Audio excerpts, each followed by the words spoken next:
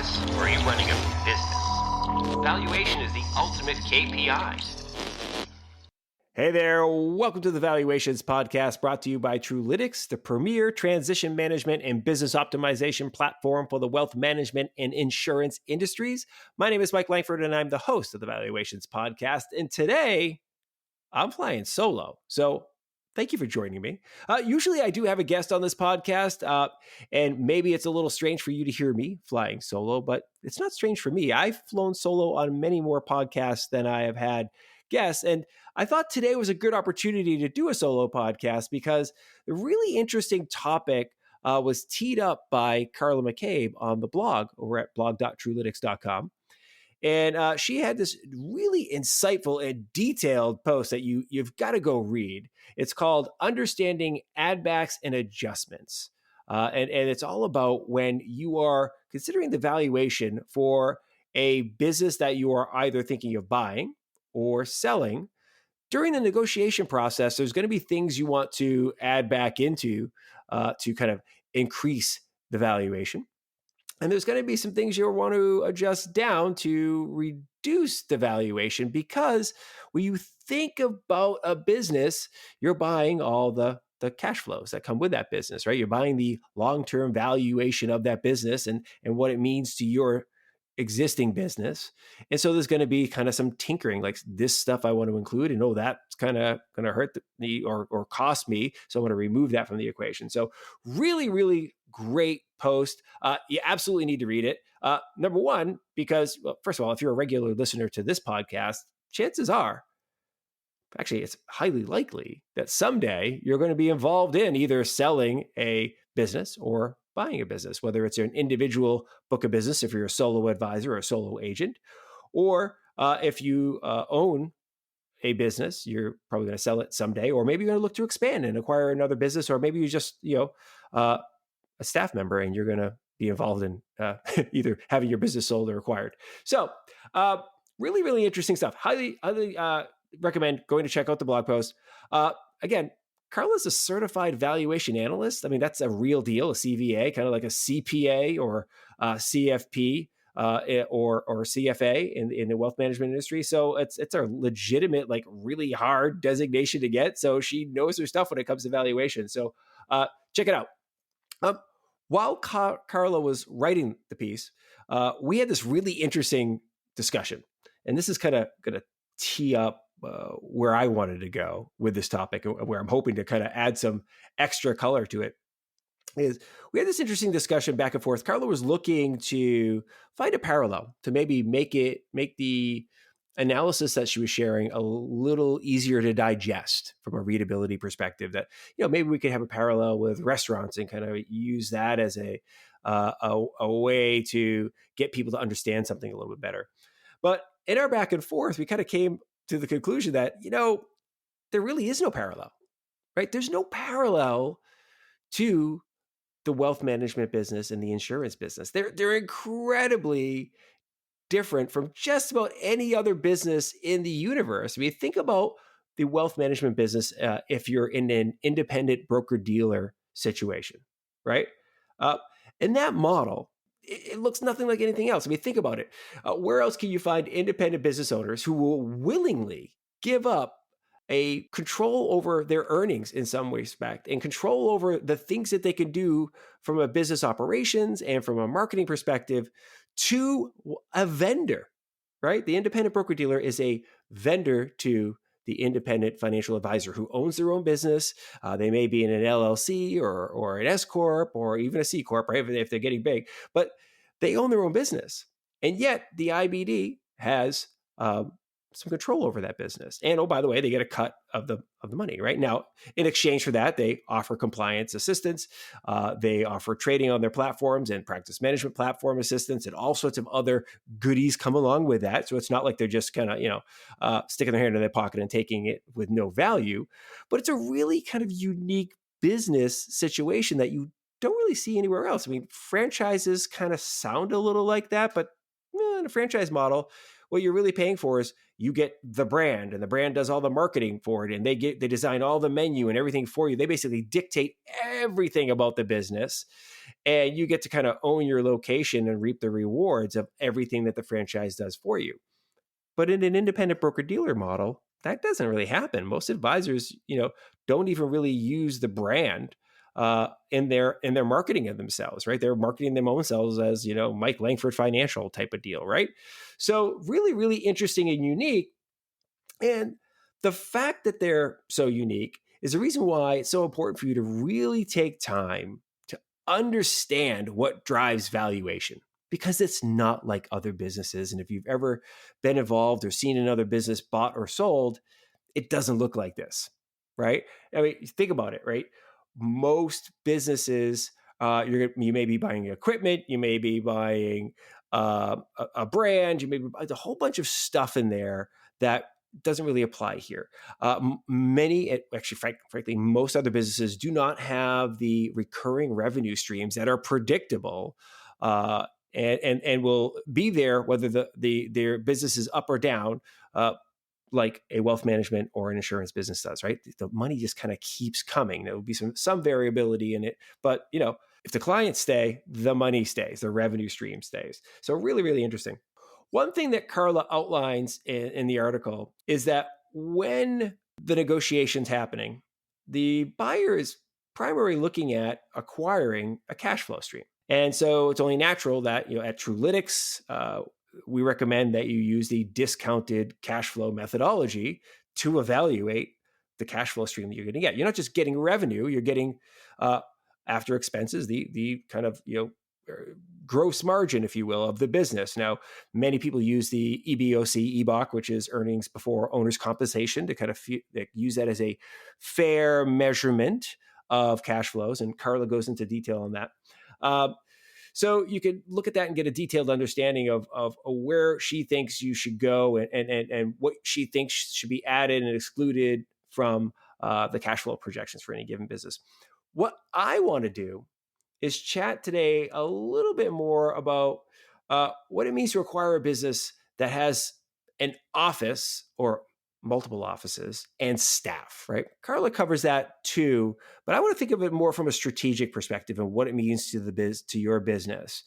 Because to me, when I think about acquiring another business, I don't just think about the cash flow. I actually think of that plus, right? You're getting more out of it because look, acquiring cash flow is good. It's awesome, right? Especially if it's going to be profitable cash flow to you.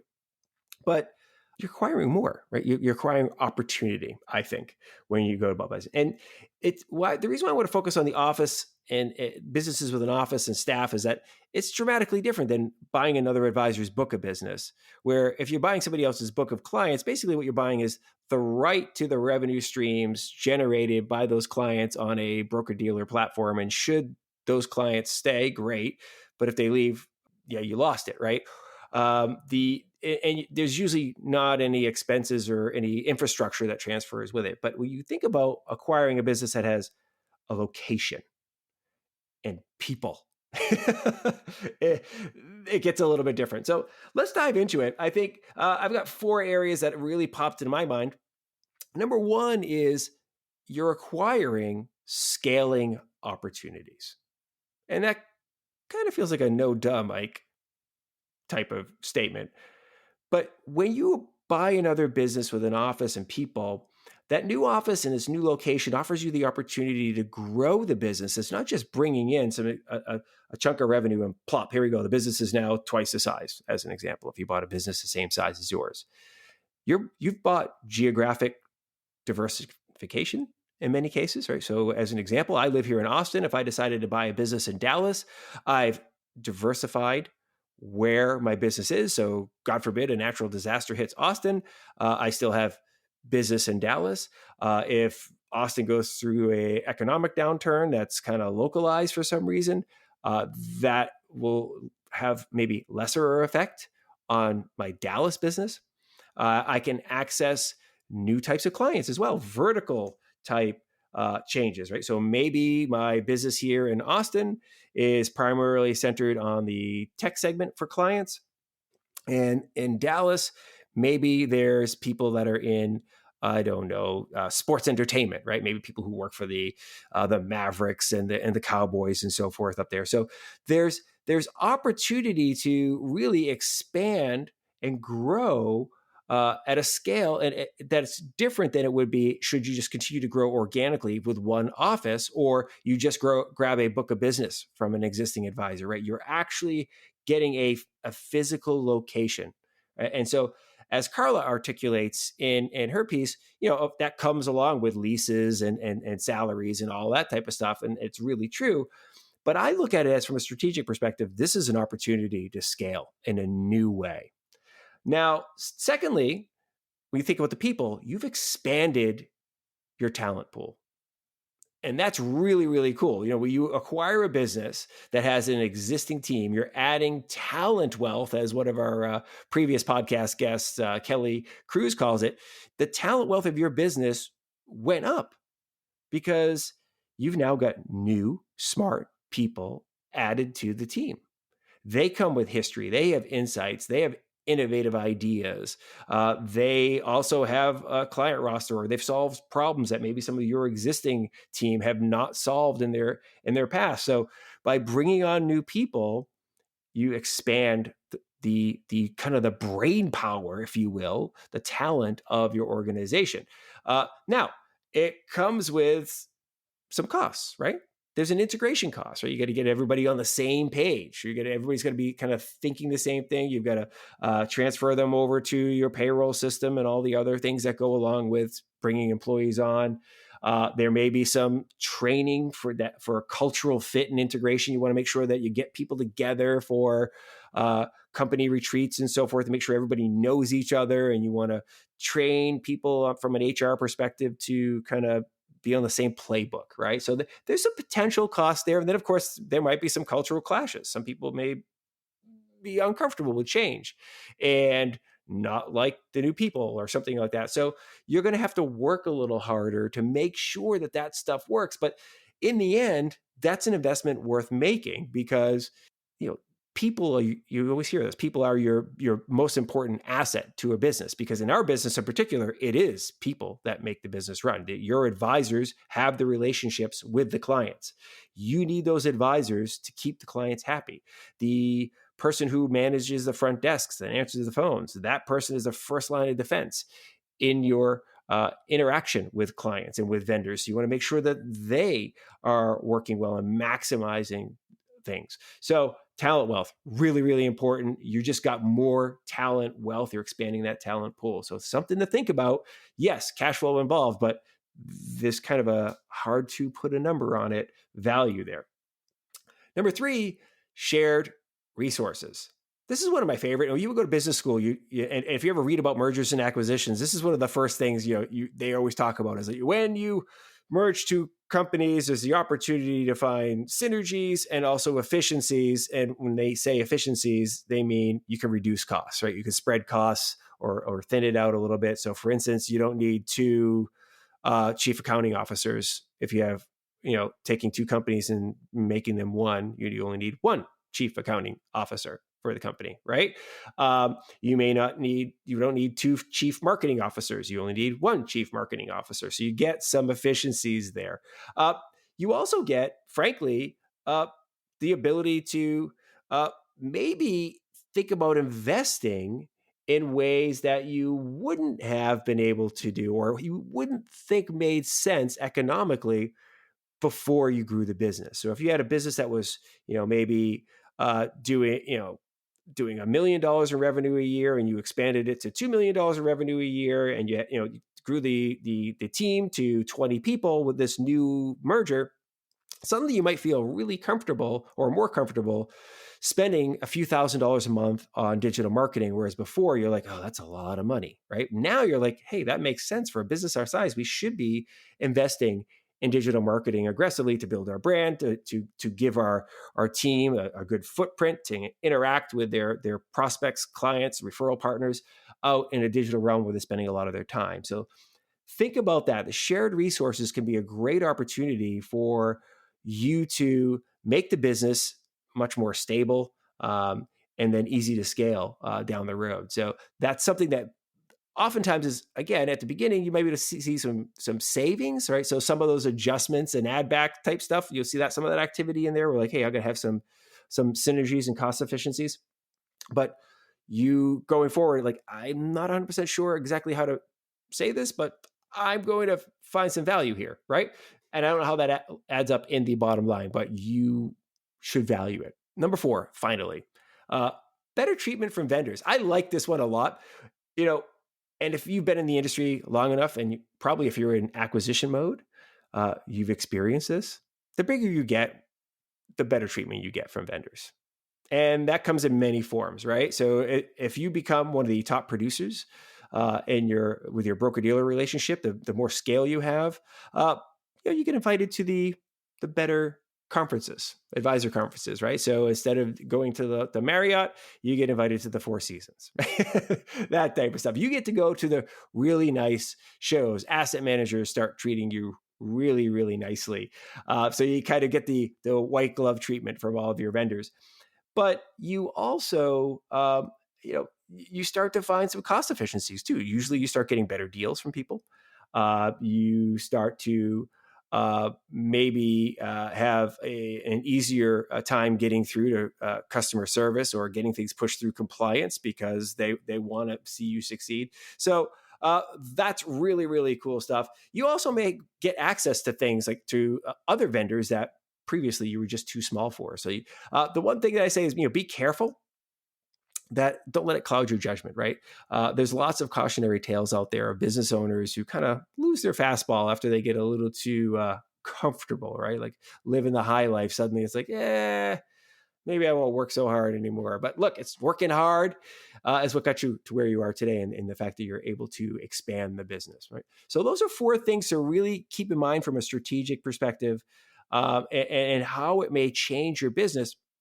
Now, I've talked about all of those from the buyer's perspective, that these are things that the buyer should be thinking of in terms of value when they're thinking of the valuation of the business they're acquiring and the valuation of the businesses that'll be merged after the acquisition.